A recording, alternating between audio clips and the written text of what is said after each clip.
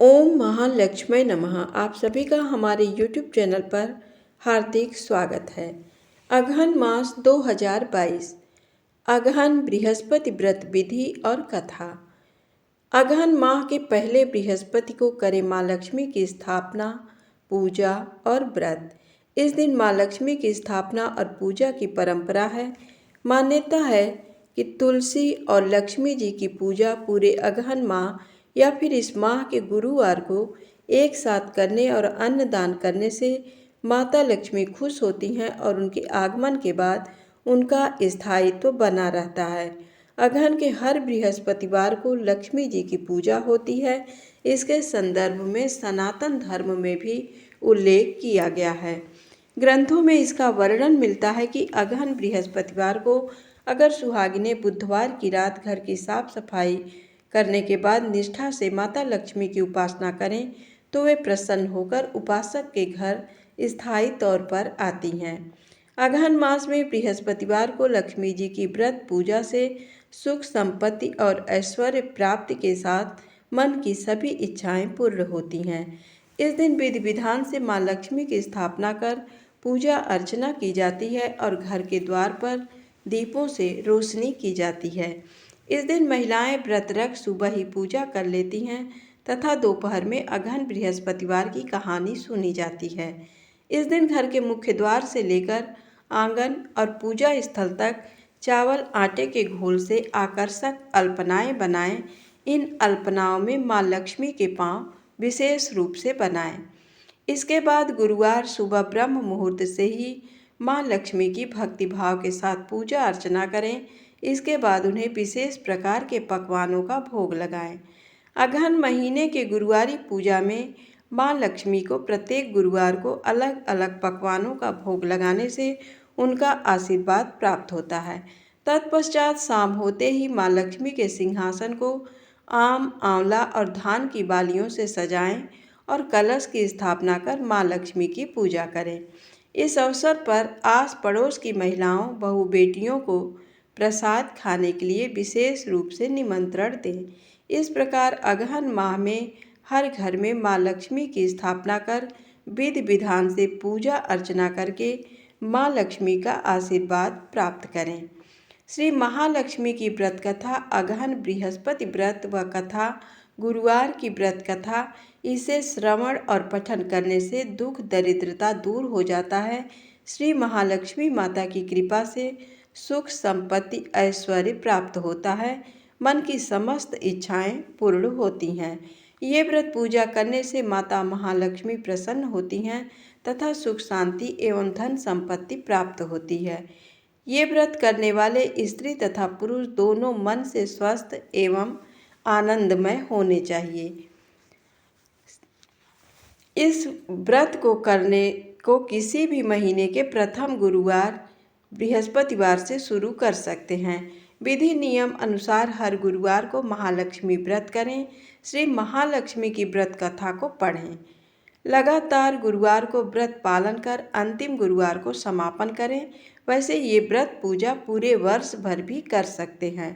पूरे वर्ष भर हर गुरुवार को देवी की प्रतिमा या फोटो के सामने बैठकर व्रत कथा पढ़ें। शेष गुरुवार के दिन 8 सुहागिनें या कुंवारी कन्याओं को आमंत्रित कर उन्हें सम्मान के साथ पीढ़ा या आसन पर बिठाकर श्री महालक्ष्मी का रूप समझकर हल्दी कुमकुम लगाएं। पूजा की समाप्ति पर फल प्रसाद वितरण करें तथा कथा की एक प्रति उन्हें देकर नमस्कार करें। केवल नारी ही नहीं अपितु पुरुष भी ये पूजा कर सकते हैं। वे सुहागन या कुमारिका को आमंत्रित कर उन्हें हाथ में हल्दी कुमकुम प्रदान करें तथा व्रत कथा की एक प्रति देकर उन्हें प्रणाम करें। पुरुषों को भी इस व्रत कथा को पढ़ना चाहिए। जिस दिन व्रत उपवास करें, दूध फलाहार करें, खाली पेट ना रहें। रात को भोजन से पहले देवी को भोग लगाएं एवं परिवार के साथ भोजन करें।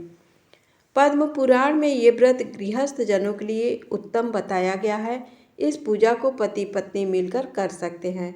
अगर किसी कारण पूजा में बाधा आए तो औरों से पूजा करवा लेनी चाहिए, पर खुद उपवास अवश्य करें। उस गुरुवार को व्रत में गिनती ना लें। अगर किसी दूसरी पूजा का उपवास गुरुवार को आए तो भी ये पूजा की जा सकती है। दिन रात में भी पूजा की जा सकती है। दिन में उपवास करें तथा रात में पूजा के बाद भोजन कर लें। इस व्रत कथा को सुनने के लिए अपने आस पड़ोस के लोगों को, रिश्तेदारों को तथा घर के लोगों को बुलाएं। व्रत कथा को पढ़ते समय शांति तथा एकाग्रता बरतें। अगहन के पहले बृहस्पतिवार को व्रत शुरू करें तथा अंतिम गुरुवार को उसका समापन करें। अगर माह में 5 गुरुवार आए तो पांचों गुरुवार को उस दिन अमावस्या पूर्णिमा को भी पूजा करें।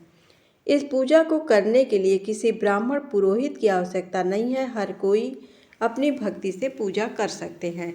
एक दिन पूर्व ही घर को गोबर से लीप लें या फिर गीले कपड़े से पोंछ लें।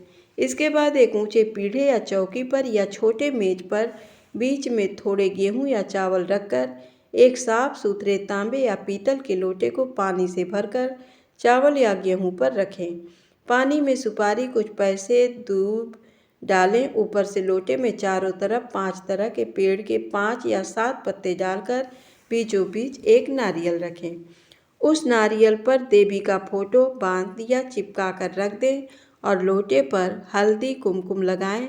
साथ ही उस लोटे के गले में लोटे के हिसाब से लहंगा बांध दें और नारियल के ऊपर एक छोटी चुनरी भी चढ़ा दें। साथ ही देवी की प्रतिमा या फोटो को पूर्व दिशा में मुंह करके या उत्तर दिशा में मुंह करके स्थापना करनी चाहिए। इसके बाद आचमन करें। ओम केशवाय नमः, ओम नारायणाय नमः, ओम माधवाय नमः। इस प्रकार ये तीनों मंत्र पढ़कर आचमन करें। फिर इन तीनों मंत्रों को पढ़कर प्रत्येक मंत्र से एक एक आचमन करें। फिर ओम गोविंदाय नमः बोलते हुए हाथ धो लें। फिर देवी को फूलों से जल का छींटा देते हुए स्नान करवाएं और हल्दी कुमकुम लगाएं। पुष्पहार अर्पित करें, धूप दीप जलाएं। इसके बाद भोग लगाकर महालक्ष्मी व्रत के महात्म का पाठ करें। शुरू में महालक्ष्मी नमन अष्टक का पाठ करें। फिर देवी को प्रणाम कर कथा का पाठ शुरू करें। कथा की समाप्ति पर देवी की आरती उतारें तथा फिर से प्रणाम करें। रात को फिर देवी की पूजा करें, मिष्ठान का भोग लगाएं तथा गौ माता के लिए भी अन्न रखें और दूसरे दिन सुबह गौ माता को उनका हिस्सा अर्पित करें। इसके बाद परिवार के सदस्यों के साथ मिलकर भोजन करें।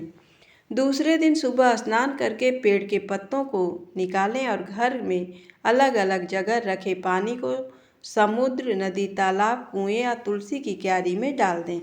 जिस जगह पूजा की हो वहां हल्दी कुमकुम छिड़क कर 3 बार प्रणाम करें। इसी प्रकार महीने के हर गुरुवार को करें।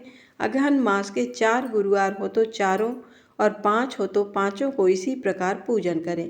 पद्म पुराण में कहा गया है कि जो कोई भक्त हर वर्ष श्री महालक्ष्मी जी का ये व्रत करेगा उसे सुख संपदा और धन लाभ होगा। कुछ लोग इसे केसरी व्रत भी कहते हैं, परंतु इस व्रत में किसी खास रंग के परिधान की कोई ज़रूरत नहीं है। इसके अलावा महालक्ष्मी मंत्र, चालीसा, आरती इत्यादि का भी पाठ करना चाहिए। श्री अगहन बृहस्पति व्रत कथा या महालक्ष्मी महात्म कथा। श्री अगहन बृहस्पति व्रत कथा या श्री महालक्ष्मी की व्रत कथा के श्रवण और पठन करने से दुख दरिद्रता दूर हो जाता है। श्री महालक्ष्मी माता की कृपा से सुख संपत्ति ऐश्वर्य प्राप्त होता है, मन की इच्छा पूर्ण होती है। श्री महालक्ष्मी माता के अनेक रूप तथा नाम हैं। भूतल में वे छाया, शक्ति, तृष्णा, शांति, जाति, लज्जा, श्रद्धा, कांति, वृत्ति, स्मृति, दया, तुष्टि माता, अधिष्ठात्री एवं लक्ष्मी के रूप में स्थित हैं। उन्हें प्रणाम करते हैं। कैलाश पर्वत पर पार्वती, क्षीरसागर में सिंधु कन्या, स्वर्गलोक में महालक्ष्मी, भूलोक में लक्ष्मी, ब्रह्मलोक में सावित्री, ग्वालों में राधिका, वृंदावन में रासेश्वरी, चंदन वन में चंद्रा, चंपक वन में गिरजा, पद्म वन में पद्मा, मालती वन में मालती, कुंदन वन में कुंददती, केतकी वन में सुशीला, कदम्ब वन में कदम्बमाला, राजप्रसाद में राजलक्ष्मी और घर घर में गृहलक्ष्मी इन विभिन्न नामों से पहचानी जाती हैं। इस तरह सर्वथा चारों ओर सर्वभूत में सुपरिचित माता श्री महालक्ष्मी की ये कथा है। आइए इसका श्रवण करते हैं। भारतवर्ष के सौराष्ट्र देश में द्वापर युग की ये कहानी हुई है। सौराष्ट्र में उस समय भद्रश्रवा नाम के राजा थे। वे बड़े पराक्रमी राजा थे। 4 वेद, 6 शास्त्र, 18 पुराणों का उन्हें ज्ञान था। उनकी रानी का नाम सूरत चंद्रिका था। रानी दिखने में सुंदर और सुलक्षणा थी तथा पतिव्रता थी। उन दोनों को 7 पुत्र तथा उसके बाद एक कन्या का वरदान मिला था। कन्या का नाम सामबाला था। एक बार महालक्ष्मी जी के मन में आया कि जाकर उस राजा के राजप्रसाद में रहें। इससे राजा को दुगनी धन दौलत की प्राप्ति होगी और वह इस धन दौलत से अपनी प्रजा को और सुख दे पाएगा। गरीब के घर अगर रहे और उसे धन दौलत प्राप्त हो तो वह स्वार्थी की तरह केवल अपने ऊपर ही खर्च करेगा। ये सोचकर श्री महालक्ष्मी जी ने बूढ़ी ब्राह्मण स्त्री का रूप धारण किया। हाथ में लाठी लिए लाठी के सहारे रानी के द्वार तक पहुंची। यद्यपि उन्होंने बूढ़ी औरत का रूप धारण किया था, पर उनके चेहरे पर देवी का तेज था। उन्हें देखते ही एक दासी सामने आई। उसने इनका नाम, धाम, काम, धर्म पूछ डाला। वृद्ध ब्राह्मणी का रूप धारित माता लक्ष्मी ने कहा, बालिके, मेरा नाम कमला है। मेरे पति का नाम भुवनेश है। हम द्वारिका में रहते हैं। तुम्हारी रानी पिछले जन्म में एक वैश्य की पत्नी थी। वह वैश्य गरीब था। दरिद्रता के कारण हर रोज घर में झगड़े होते थे तथा उसका पति रोज उसे मारता था। इन बातों से तंग आकर वह घर छोड़कर चली गई तथा जंगल में खाली पेट भटकने लगी। उसकी इस दुर्दशा पर मुझे दया आई। तब मैंने उसे सुख संपत्ति देने वाली श्री महालक्ष्मी की कथा सुनाई। मेरे कहने पर उसने श्री महालक्ष्मी का व्रत किया। श्री महालक्ष्मी प्रसन्न हुई। उसकी गरीबी दूर हुई। उसका घर संसार दौलत संतति संपत्ति से भर गया। बाद में पति पत्नी दोनों परलोक सिधारे। लक्ष्मी व्रत करने के कारण वे लक्ष्मी लोक में रहे। उन्होंने जितने साल महालक्ष्मी का व्रत किया उतने हजारों साल उन्हें सुख भोग मिला। इस जन्म में उसका जन्म राजघराने में हुआ है, परंतु वह श्री महालक्ष्मी का व्रत करना भूल गई है। उसे ये याद दिलाने मैं यहाँ आई हूँ।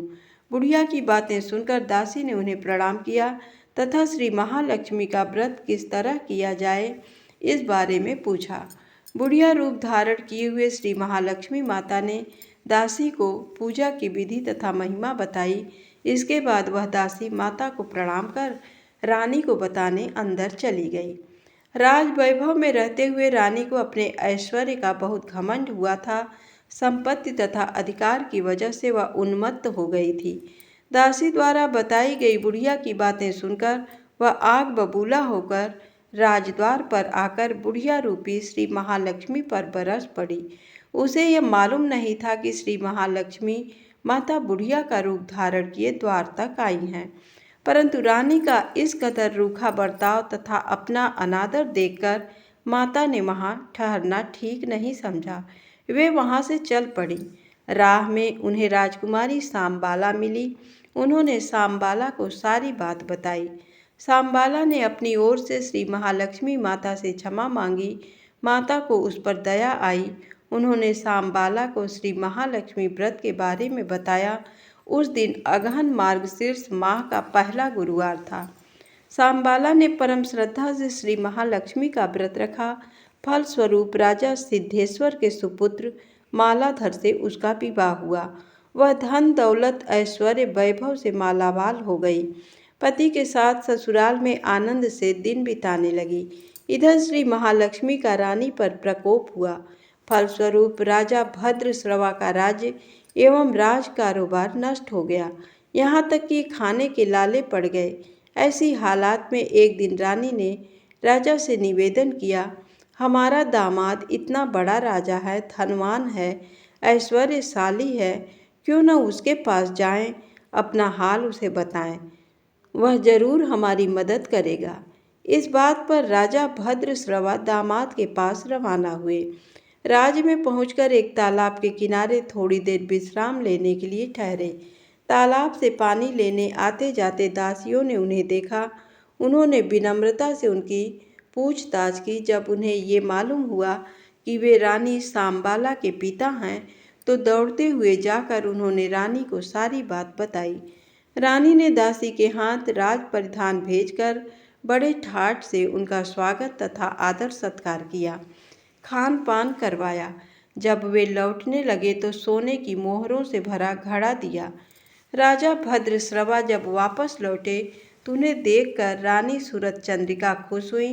उन्होंने सोने की मोहरों से भरे घड़े का मुंह खोल दिया, पर हाय भगवान, घड़े में धन के बदले कोयले मिले।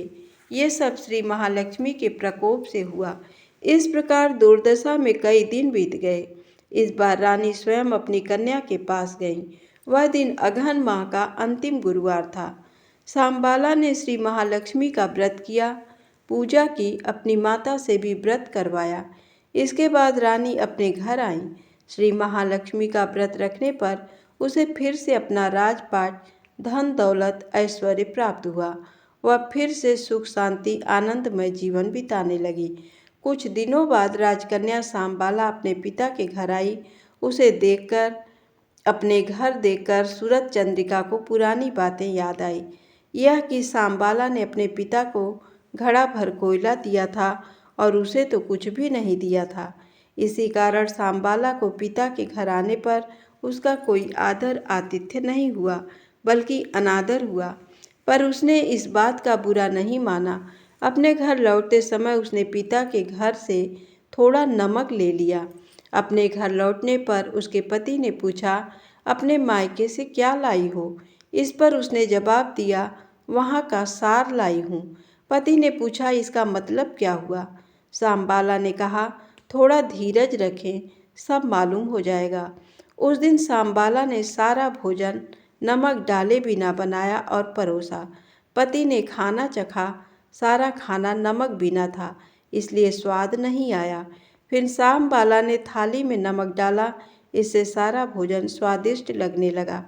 तब सांबाला ने पति से कहा, यही है वह मायके से लाया हुआ सार। पति को उसकी बात सही लगी। फिर वह दोनों हंसी मजाक करते हुए भोजन करने लगे। कहा गया है कि इस तरह जो कोई श्रद्धा भाव से श्री महालक्ष्मी की पूजा करे, उसे माता की कृपा प्राप्त होती है, सुख संपत्ति शांति प्राप्त होती है, सभी मनोकामनाएं पूरी होती हैं। परंतु ये सब प्राप्त होने पर माता की पूजा को भूलना नहीं चाहिए। हर गुरुवार को व्रत पाठ अवश्य करना चाहिए।